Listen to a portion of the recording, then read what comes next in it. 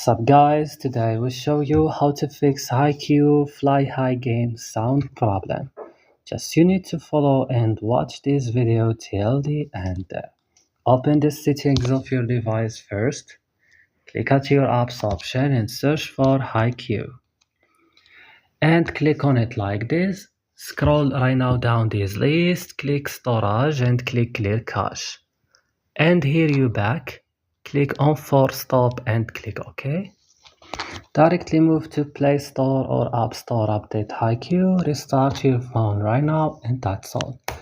Don't forget to like and subscribe, and bye.